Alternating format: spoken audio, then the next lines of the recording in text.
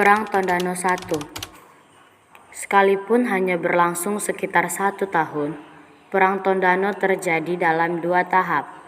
Pada saat datangnya bangsa Barat, orang-orang Spanyol sudah sampai di tanah Minahasa atau Tondano, Sulawesi Utara.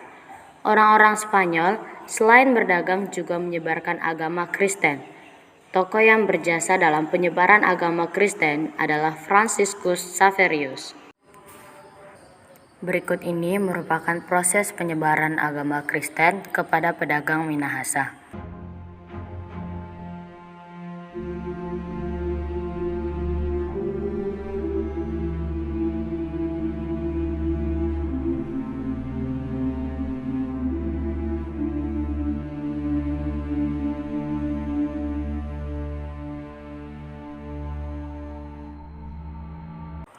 Simon Kos diberi surat dari Batavia untuk mengusir Spanyol dari Minahasa. Selamat pagi Tuan Kos. Selamat pagi, ada apa? Surat untuk Tuan Kos. Dari mana surat itu dikirim? Dari Batavia Tuan. Baiklah, berikan surat pada saya. Ini suratnya Tuan.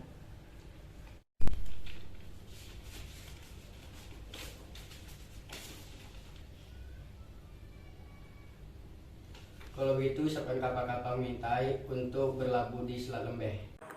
Berikut ini merupakan proses penyebaran agama Kristen kepada rakyat Minahasa.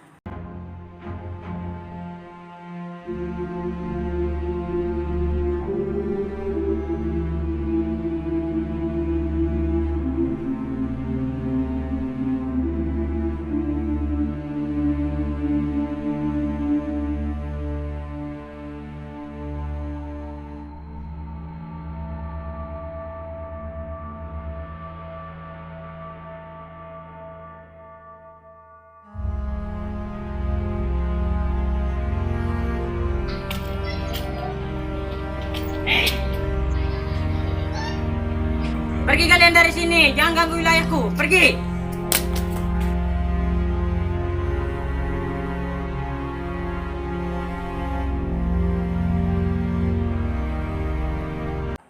Simon Kos pun berlabuh di Selat Lembeh dan berhasil mengusir Spanyol dari Minahasa.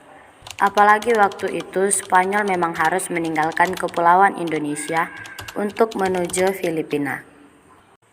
Selanjutnya, VOC berencana ingin memonopoli perdagangan rakyat Minahasa. Akhirnya berhasil juga kita mengusir Spanyol dari Minahasa. Dengan begitu, kita lebih mudah menguasai Minahasa. Selanjutnya apa yang akan kita lakukan? Bagaimana kalau kita memaksa mereka untuk menjual beras mereka kepada kita, lalu kita melakukan monopoli perdagangan? Hahaha. Baiklah kalau begitu. Sekarang juga mari kita menghampiri mereka.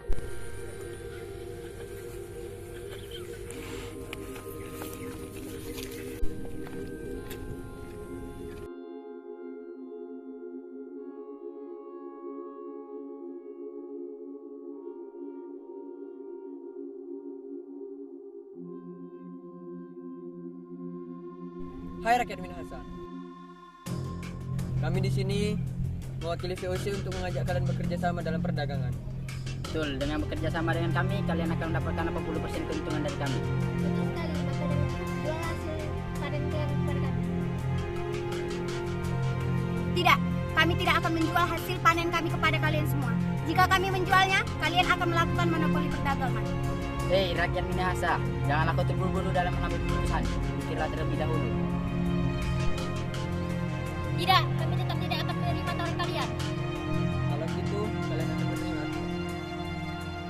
Kalian dengar ancaman tadi? Bagaimana caranya? Bagaimana caranya kita bisa menghancurkan mereka? Kita harus lebih waspada dan menyusun strategi untuk menghancurkan VOC. Tuan Kos, Simon Kos. Ada apa? Mengapa kamu lari? Ada apa? Ada apa dengan perjanjian kita? Ya, kita ditolak mentah-mentah oleh rakyat Minahasa. Mereka malah menghina VOC Tuan Kos. Apa? Berani-beraninya mereka? Baiklah kalau begitu, kerahkan semua pasukan yang kita miliki lalu bendung sungai dan lemahkan rakyat Minahasa. Lakukan sekarang juga. Siap Tuan Kos. Di sini rakyat Minahasa belum juga menyerah. Mereka memindahkan tempat tinggalnya di Danau Tondano di rumah-rumah apung. Belum juga menyerah mereka.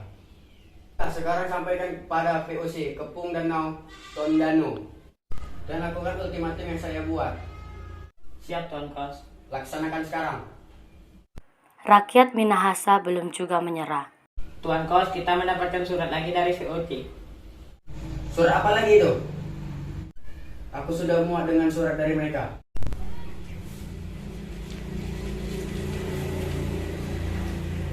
Di surat ini tertera bahwa rakyat Minahasa masih bersikukuh untuk mempertahankan wilayah dan mereka tidak akan berhenti sampai titik darah penghabisan. Apa? Baiklah.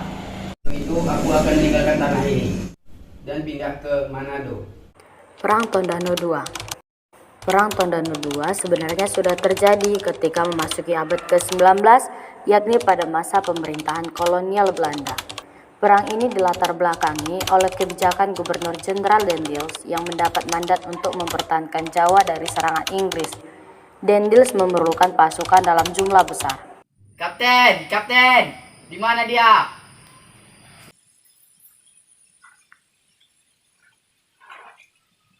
Iya Tuan Daendels, ada apa? Aku baru mendapatkan mandat untuk mempertahankan Jawa dari serangan Inggris. Jadi kita memerlukan pasukan-pasukan yang begitu banyak. Dari mana kita mendapatkannya? Kita bisa merekrut pemuda-pemuda Minahasa. Baiklah Tuan, saya akan menjalankan perintah Tuan.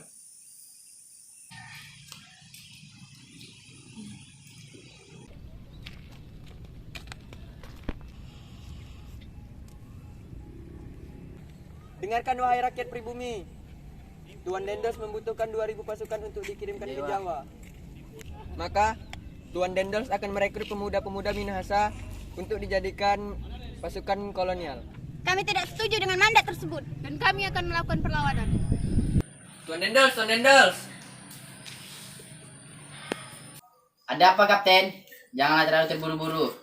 Duduklah sebentar.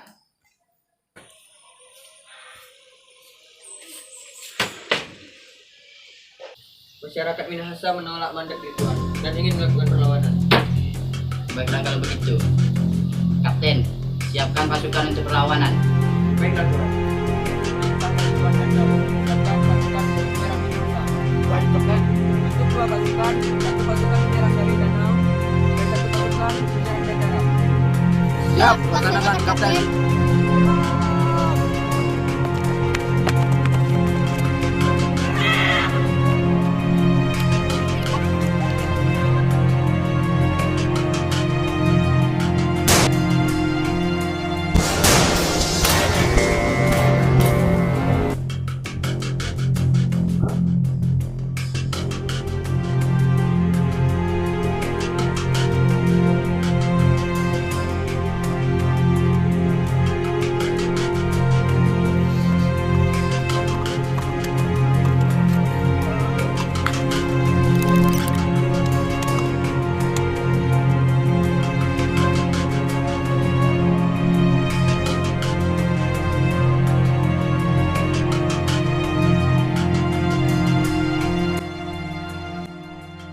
Perang Tondano II berlangsung cukup lama, bahkan sampai Agustus 1809. Dalam suasana kepenatan dan kekurangan makanan, mulai ada kelompok pejuang yang memihak kepada Belanda. Namun dengan kekuatan yang ada, para pejuang Tondano terus memberi perlawanan. Akhirnya, pada tanggal 4 sampai 5 Agustus 1809, benteng pertahanan Moraya milik para pejuang hancur bersama rakyat yang berusaha mempertahankannya. Para pejuang itu memilih mati daripada menyerah kepada penjajah.